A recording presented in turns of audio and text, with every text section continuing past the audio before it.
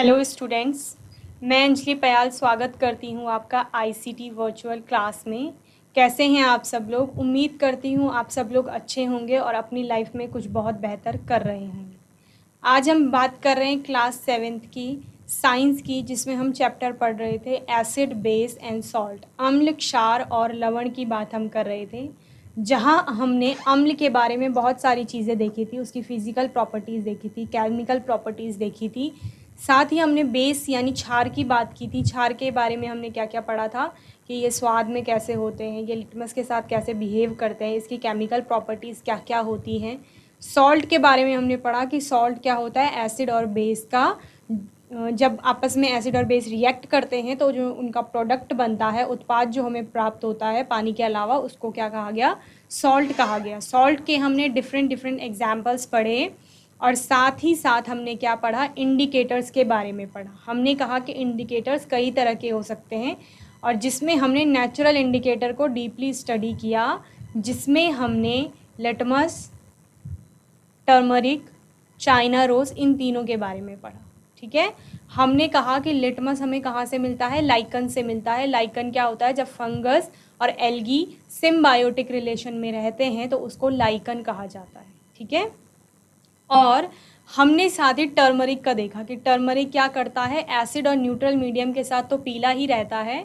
हल्दी का natural colour पीला होता है, येलो होता है, तो वो जब एसिड या न्यूट्रल मीडियम के कांटेक्ट में आता है तो उसका रंग पीला ही रहता है। लेकिन जब किसी बेसिक सोल्यूशन के कांटेक्ट में हल्दी आती है तो उसका पीला रंग लाल या लाल भूरे कलर में परिवर्तित हो जाता है। हमने चाइना रोज़ यानी गुड़हल का उदाहरण देखा नेचुरल इंडिकेटर में। हमने कहा कि गुड़हल की पत्तियों से हम क्या कर लेते हैं, कलर निकाल लेते हैं। हॉट वाटर में हम क्या, पेटल्स को रखते हैं कुछ घंटों के लिए और वो जो पानी है वो कैसा हो जाता है, पिंकिश या रेड कलर का हो जाता है।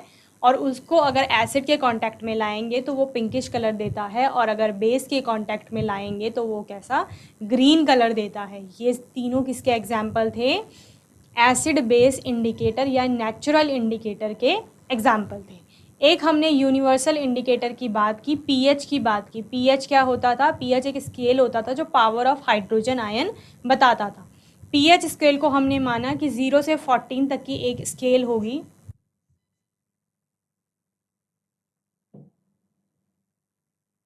0 से 14 की एक स्केल होगी जहाँ पे मिडिल में आपका 7 आ जाएगा। ठीक है, ये पीएच स्केल है। तो यहाँ 0 से 7 के बीच में अगर पीएच वैल्यू आती है, जिस भी सोल्यूशन का पीएच 7 से कम होगा वो कैसे होंगे, यानी इस रेंज में जो आएगा वो क्या होगा, एसिडिक होगा। ठीक है, और 7 से 14 के बीच में जिसका आएगा वो क्या होगा, बेसिक होगा नेचर में। और 7 अगर किसी का आता है तो वो कैसा होगा, न्यूट्रल यानी उदासीन होगा। ये हमने किसकी बात की, पीएच की बात की, यानी जिसे हमने कहा कि ये एक यूनिवर्सल इंडिकेटर होता है। ओके, दूसरा क्या होता है कि जब हम एसिडिटी बताते हैं तो हम साथ ही साथ ये भी बताते हैं कि कौन कितना स्ट्रॉन्ग एसिड है और वीक एसिड है। तो ये डिपेंड करता है पीएच वैल्यू पे। जिसकी पीएच में जितनी कम वैल्यू होगी वो उतना ही स्ट्रॉन्ग एसिड होगा। क्या कहा हमने, पीएच स्केल में जिस सब्सटेंस की जितनी कम वैल्यू आ रही है वो उतना स्ट्रॉन्ग एसिड होगा। सपोज हमारे पास दो एसिडिक सोल्यूशन हैं, जिसमें एक ए है जिसकी पीएच वैल्यू 1.4 है और दूसरा बी है जिसकी पीएच वैल्यू 3.6 है। ठीक है, दो हमारे पास एसिड सोल्यूशन है, ए और बी। ए का पीएच वैल्यू 1.4 है और बी का पीएच वैल्यू क्या है, 3.6 है। अगर हमें इसमें बताना है कि दोनों में से कौन स्ट्रॉन्ग एसिड है तो हमने क्या कहा, जिसकी पीएच स्केल पे वैल्यू कम आएगी वो सोल्यूशन क्या हो जाएगा, स्ट्रॉन्ग हो जाएगा। एसिड, जब हम एसिड की बात करें तो क्या कहेंगे, A is strong acid then B. ठीक है, बी की तुलना में ए कैसा है, स्ट्रॉन्गर है। ओके, और जब हम बेस की बात करेंगे, बेसिक सोल्यूशन की बात करेंगे, तो पीएच पर जितना ज़्यादा वैल्यू आएगा वो उतना ही स्ट्रॉन्ग बेस होगा। ठीक है, यानी अगर सी और डी हम दो सोल्यूशन ले रहे हैं, सी का पीएच वैल्यू 9 है और डी का सपोज 13 है, तो इन दोनों की जब हम तुलना करेंगे तो इन दोनों में कौन सा, डी वाला क्या हो जाएगा, स्ट्रॉन्ग बेस हो जाएगा as compared to C. Okay, इतनी चीज़ें हमने पहले पढ़ ली थी एसिड और बेस के बारे में, पीएच के बारे में पढ़ लिया था, और साथ ही हमने क्या कहा था कि पीएच स्केल पे जो वैल्यू होती है किसी भी सब्सटेंस का, पीएच स्केल पे जो वैल्यू आता है वो हमें बता सकता है कि वो एसिडिक है, बेसिक है, न्यूट्रल है। और strong acid, weak acid, strong base और वीक बेस है, हम कंपेयर कर सकते हैं एसिड और बेस को। आज हम कुछ क्वेश्चंस लेंगे, एमसीक्यूज लेंगे और आपसे पूछेंगे उनके आंसर, ठीक है, और अच्छे से समझेंगे। फर्स्ट क्वेश्चन है, out of these gases which one is used in fire extinguishers. ठीक है, फायर एक्सटिंग्विशर यानी आग बुझाने में जो यूज़ किया जाता है ना, पंप देखा होगा आपने, एक आग बुझाने के लिए यूज़ किया जाता है, तो उसमें कोई गैस रहती है, तो इनमें से कौन सी गैस मिली हुई रहती है? आपके पास ऑप्शन है ए CO2 यानी carbon dioxide, B SO2 sulphur dioxide, C NO2 nitrogen dioxide और डी H2S। तो इनमें से कौन सी गैस प्रेजेंट रहती है? तो आपका आंसर है carbon dioxide. Carbon dioxide gas क्या रहती है? प्रेजेंट रहती है। ओके, तो नोट कर लीजिए साथ साथ इस क्वेश्चन को।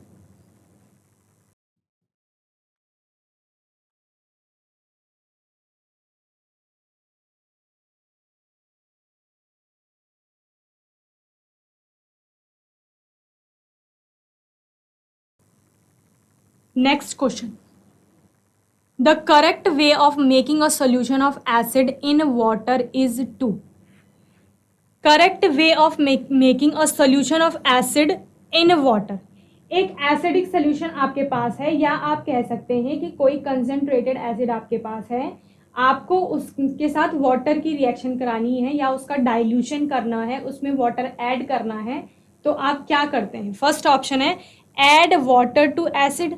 आप एसिड के ऊपर पानी डालेंगे, ऐड एसिड टू वाटर, या पानी के ऊपर एसिड डालेंगे। Mix acid and water simultaneously, एक साथ दोनों को धीरे धीरे मिक्स करेंगे। Add water to acid in a shallow container, या फिर एक शैलो कंटेनर, उथला कंटेनर ले लेंगे और उसमें वाटर और एसिड को ऐड करेंगे, एसिड के ऊपर वाटर ऐड करेंगे। ठीक है, तो इनमें इस रिएक्शन को समझ लीजिए। जब भी एसिड और किसी एसिड के साथ जब वाटर की रिएक्शन होती है तो उसमें क्या होता है? बहुत ज़्यादा हीट इवॉल्व होती है। क्या कह रहे हैं हम? एसिड प्लस वाटर जब रिएक्ट करते हैं तो ये क्या होती है? हीट इवॉल्व करती है, यानी हीट प्रोड्यूस करेगी। ठीक है, एक्सोथर्मिक रिएक्शन इनको बोलते हैं। बहुत ज़्यादा हीट इवॉल्व होगी तो क्या होगा? एसिड स्प्लैश करेगा, बाहर को फैलेगा, एसिड फैलेगा, और हम क्या पढ़ते हैं कि एसिड कोरोडेट कर देता है किसी भी सरफेस को के कांटेक्ट पे आने पर। यानी अगर हम लैब में प्रैक्टिकल कर रहे हैं और हम कह रहे हैं कि हमें एसिड के ऊपर पानी डालना है, ठीक है, क्या कह रहे हैं? एसिड है और उसके ऊपर पानी हम डालेंगे तो क्या होगा? हीट इवॉल्व होगी, और जब हीट इवॉल्व होगी तो जो एसिड है वो बाहर को निकलेगा और वो हमारे फेस पर, कपड़ों पर, कहीं पर भी गिर सकता है और क्या कर सकता है? जला सकता है। ठीक है, तो इसीलिए कभी भी एसिड के ऊपर पानी नहीं डाला जाएगा। ठीक है, यही किस में होगा? जो डी वाला ऑप्शन है, शैलो कंटेनर में आप नहीं लेंगे और साइमल्टेनियसली भी मिक्स नहीं करेंगे। तो यानी आप क्या करेंगे? पानी के ऊपर धीरे धीरे एसिड डालेंगे। यानी आप पानी पहले ले लेंगे, जैसे बीकर में आपने पानी ले लिया है, और उसके ऊपर धीरे धीरे एसिड की ड्रॉप्स डालेंगे। ओके, तो आपका आंसर कौन सा हो गया? Add acid to water. Okay, ये करेंगे। और इसका समझ गए हैं आप आंसर? क्यों? क्योंकि जो ये जब इन दोनों की रिएक्शन होगी तो हम क्या कह रहे हैं? हीट इवॉल्व होगी, और क्योंकि पानी आप एसिड के ऊपर डालेंगे तो उससे क्या हो जाएगा? एसिड बाहर को फैलेगा। तो ऐसा नहीं करना है। क्या करना है? एसिड डालना है पानी के ऊपर। ओके, धीरे धीरे। Next question, product of a neutralisation reaction are always. Neutralisation reaction क्या थी? उदासीनीकरण अभिक्रिया। ठीक है, और इस उदासीनीकरण अभिक्रिया को आप एसिड से लेकर बेस, सॉल्ट, सब जगह पढ़ते आ रहे हैं। केमिकल रिएक्शन ऑफ एसिड में आपने पढ़ा, केमिकल रिएक्शन ऑफ बेस में पढ़ा, न्यूट्रलाइजेशन अलग से टॉपिक आया उसमें पढ़ा। ठीक है, तो न्यूट्रलाइजेशन रिएक्शन क्या है? जब एसिड यानी कोई अम्ल अभिक्रिया करता है किसके साथ, बेस यानी क्षार के साथ, तो क्या प्रोडक्ट बनता है, सॉल्ट यानी आपका लवण बनेगा, और साथ ही साथ क्या बनता है, वाटर यानी जल।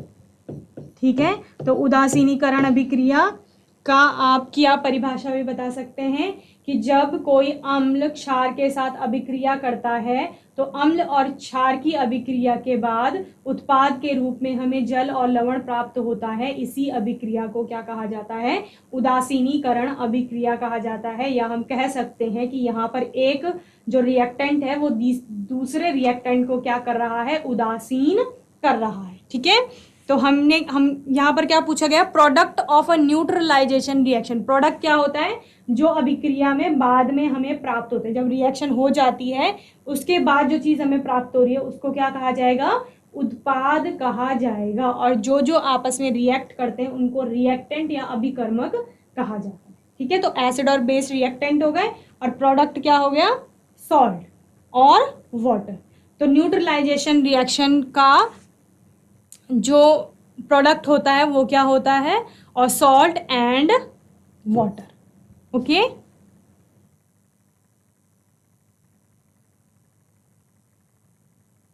Salt and water, C option आपका करेक्ट होगा। ये वाला क्वेश्चन भी नोट कर लीजिए फटाफट, question number 2।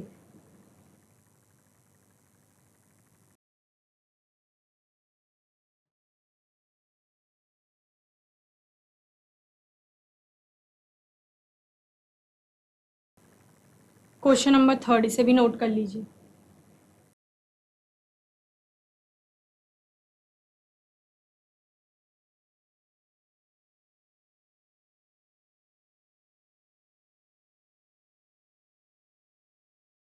Question number 4. Turmeric is a natural indicator on adding its paste to acid and base separately. Which colors would be observed? तो हमने क्या कहा था कि टर्मरिक क्या होता है, एक नेचुरल इंडिकेटर होता है। टर्मरिक क्या है, नेचुरल इंडिकेटर है जिसका कलर कैसा है, पीला है, येलो है, सबको पता है, सबकी घरों में होता है। ठीक है, और हमने क्या कहा, जब ये टर्मरिक एसिड के साथ रिएक्ट करता था तो ये येलो ही रहता था कलर में। ठीक है, ये न्यूट्रल मीडियम के कांटेक्ट में आता है तब भी ये कैसा रहता है, येलो। ठीक है, और जब ये किसी बेस के कांटेक्ट में आती है तो ये कैसी हो जाती है, रेडिश या रेडिश ब्राउन कलर। ठीक है, ये 3 चीजें हमने कही थी। क्या कहा कि टर्मरिक एक एसिड बेस इंडिकेटर होता है, जब ये एसिड के कांटेक्ट में आता है तो येलो कलर देता है, जब ये न्यूट्रल येलो ही रहता है, मतलब कलर चेंज नहीं करता, और न्यूट्रल मीडियम के कांटेक्ट में आता है तब भी येलो ही रहता है। लेकिन अगर बेस के कांटेक्ट में जाता है तो ये कैसा हो जाता है, रेड या रेडिश ब्राउन हो जाता है। ओके, तो हमें क्या पूछा है कि टर्मरिक हमारे पास है, उसके पेस्ट में अगर एसिड ऐड करते हैं या बेस ऐड करते हैं उस केस में क्या होगा। तो एसिड ऐड करेंगे तो उसका कलर कैसा रहेगा, येलो ही रहेगा, और बेस ऐड करेंगे तो कैसा हो जाएगा, रेड हो जाएगा। तो कौन सा ऑप्शन है, yellow in acid and red in base. Okay, B option आपका करेक्ट है। यही देखा हमने कि येलो ही रहा एसिड में और बेस के केस में क्या हो गया, रेड हो गया। नोट करिए इसको भी फटाफट।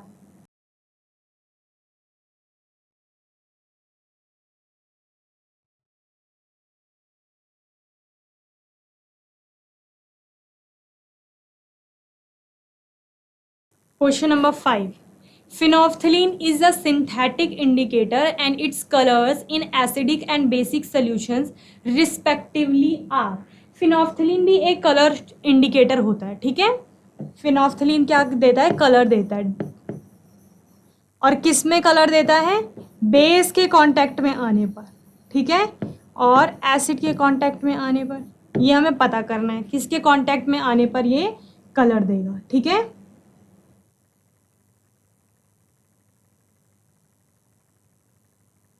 तो ये बेस के कांटेक्ट पे आने पर पिंक कलर देता है, कौन? फिनोल्फ्थलीन। और एसिड के कांटेक्ट में आने पर ये कलरलेस रहता है, यानी कोई रंग नहीं देगा।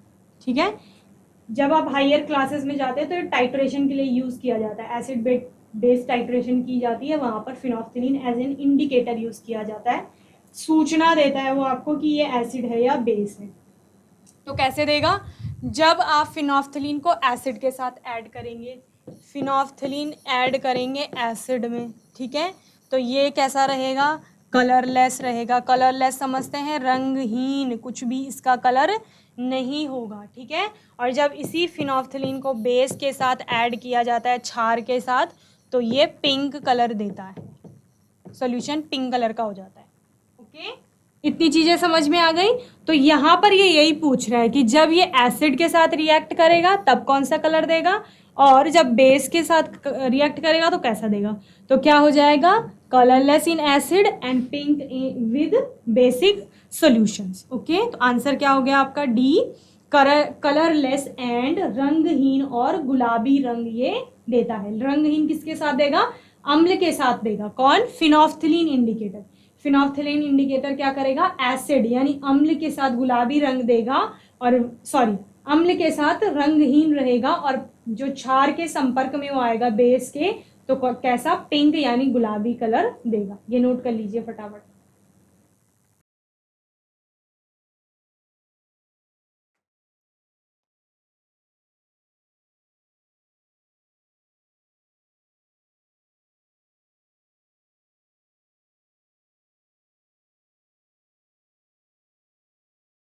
नेक्स्ट क्वेश्चन है, which of the following set of substances contain acids. आपके पास डिफरेंट डिफरेंट सब्सटेंसेस यहाँ पर दिए गए हैं ग्रुप में, और आपको बताना है कौन सा ग्रुप ऐसा है जिसमें एसिड प्रेजेंट है। पहला है ग्रेप्स एंड लाइम वाटर, दूसरा है विनेगर सोप, सी है आपका कर्ड मिल्क ऑफ मैग्नीशिया, और डी है कर्ड एंड विनेगर। ओके, तो पहला ग्रेप्स, हाँ ग्रेप्स तो आपने पढ़ा था कि इसमें एसिड प्रेजेंट होता है। ठीक है, दूसरा है लाइम वाटर। लाइम वाटर तो क्या था? बेसिक था। लाइम वो वाला लाइम नहीं है, लेमन वाला। ठीक है, ये बेस होता है, एक क्षार होता है कैल्शियम का। ठीक है, विनेगर एंड सोप, विनेगर में तो आपने बताया था कि एसिटिक एसिड होता है, एसिड है, लेकिन सोप तो हमने किस में पढ़े थे? बेस में पढ़े थे। क्षार के एग्जाम्पल हमने कहा था जितने भी साबुन होते हैं। कर्ड क्या है? कर्ड में तो लैक्टिक एसिड है, तो एसिड है ये तो। लेकिन MOM मिल्क ऑफ मैग्नीशिया हमने एंटासिड्स में पढ़ा था, और एंटासिड्स किसके एग्जाम्पल थे? बेस के एग्जाम्पल थे। ठीक है, कर्ड क्या है? एसिड है, और विनेगर भी एसिड है, जैसा कि आपने अभी भी बताया है। तो कौन सा ऑप्शन हो जाएगा? डी। डी ऑप्शन आपका क्या हो जाएगा? करेक्ट हो जाएगा। यही बताना था कि किस सेट में एसिड है। ठीक है, तो जो आपका डी वाला सेट है उसमें क्या है? दोनों ही एसिड है। नोट कर लो इस क्वेश्चन को भी।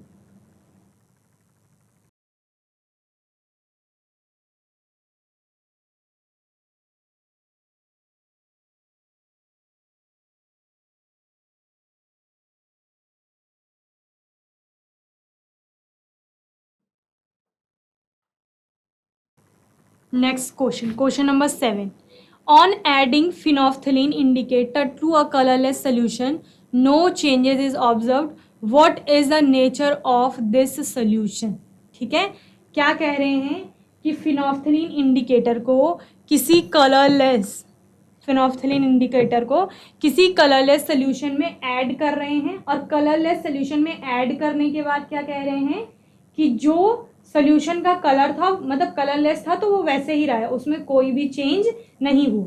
तो जब हमने अभी थोड़ी देर पहले एक फिनोल्फ्थलीन का एक और क्वेश्चन पढ़ा, तो हमने क्या कहा? जब एसिड के कांटेक्ट में फिनोल्फ्थलीन आता है तो वो कलरलेस लेता है, लेकिन जब वो बेस के कांटेक्ट में आएगा तो पिंक कलर देगा। ठीक है, साथ ही क्या होता है कि न्यूट्रल जो मीडियम होते हैं उनके केसेस में भी कलरलेस ही रहेगा सोल्यूशन। ओके, तो ये क्या हो जाएगा? ईदर एसिडिक और न्यूट्रल, या तो क्या होगा? एसिडिक होगा वो सोल्यूशन।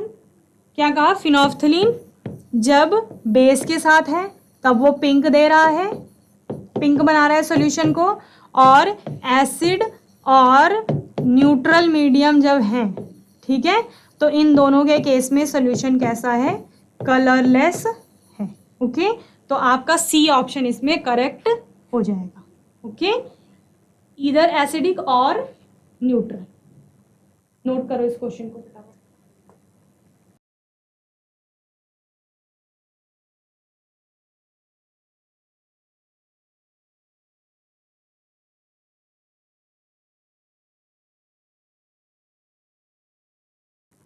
हाँ, ये नेक्स्ट क्वेश्चन करते हैं, क्वेश्चन नंबर 8।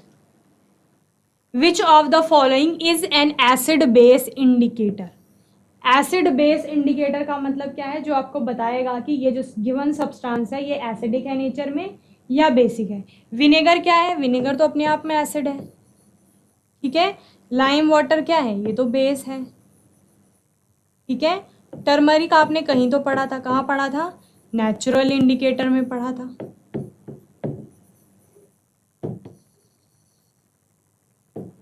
और बेकिंग सोडा आप सॉल्ट में या बेसिक सॉल्ट में पढ़ते हैं। ओके, तो आपका कौन सा ऑप्शन सही हो जाएगा, टी, टर्मरिक। हल्दी क्या है, एसिड बेस इंडिकेटर है। और आपने क्या पढ़ा था कि हल्दी जो है वो एसिड के साथ तो पीला ही रहता है, लेकिन बेस के कांटेक्ट में आने पर कैसा हो जाता है, रेड या रेडिश ब्राउन कलर उसका आ जाता है। ओके, इस क्वेश्चन को भी नोट करिए।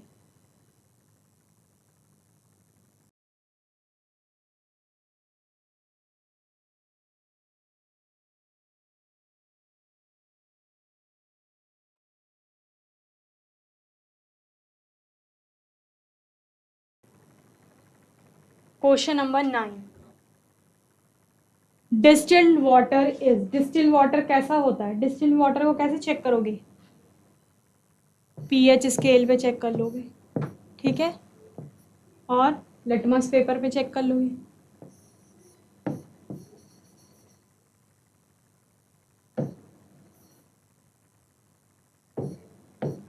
पीएच स्केल पे कैसे चेक करोगे, अगर इसका पीएच स्केल पे वैल्यू 7 आ रहा है दैट मीन्स ये क्या है, न्यूट्रल है। 7 लेस देन 7 आ रहा है तो क्या है, एसिड है।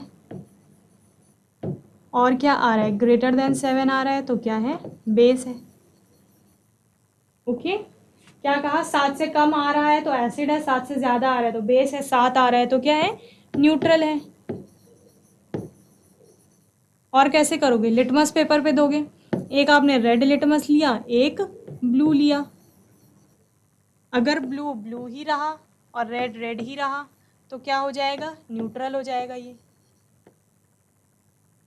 अगर आपका रेड ब्लू में कन्वर्ट हो रहा है और ब्लू ब्लू ही रह रहा है तो आपका बेस हो जाएगा।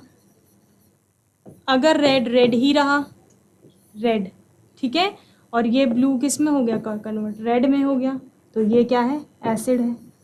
और हमने डिस्टिल वाटर किसमें, किसके एग्जाम्पल में पढ़ा था, न्यूट्रल मीडियम के एग्जाम्पल में पढ़ा था, जहां हमने कहा था कि ये ना तो एसिड है ना ही बेस है। तो डिस्टिल वाटर कैसा होता है, न्यूट्रल होता है। ओके,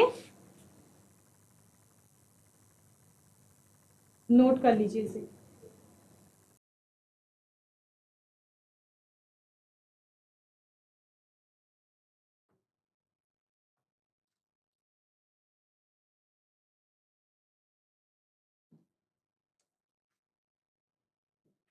नेक्स्ट क्वेश्चन है question number 10। Ammonia, ammonia that turns red litmus to blue. ठीक है, अमोनिया क्या कर रहा है, लाल लिटमस पेपर को नीले में परिवर्तित कर रहा है, तो ये कैसा होगा, एसिडिक होगा, बेसिक होगा, न्यूट्रल होगा, नन ऑफ दीज। हमने पढ़ा था जितने भी एसिड होते हैं वो ब्लू लिटमस को रेड में कन्वर्ट कर देते हैं, जितने भी न्यूट्रल होते हैं वो रेड को रेड ही रहने देते हैं और ब्लू को ब्लू ही रहने देते हैं। लेकिन जितने भी बेसिक जो सोल्यूशन होंगे वो क्या करते हैं, रेड लिटमस को, बेसिक जितने भी सोल्यूशन होते हैं वो रेड लिटमस को किसमें, ब्लू में कन्वर्ट कर देते हैं। तो यानी आपका जो अमोनिया होगा वो कैसा होगा, बेसिक होगा। ओके, नोट कर लीजिए इस क्वेश्चन को भी।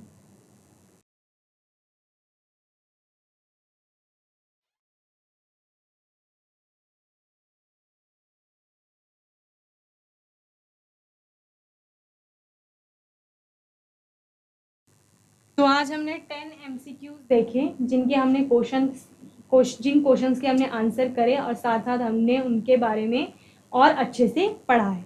होमवर्क में आपको मैं मैच द फॉलोइंग दे रही हूँ, कॉलम ए को कॉलम बी के साथ मैच करना है, इसको नोट कर लो फटाफट।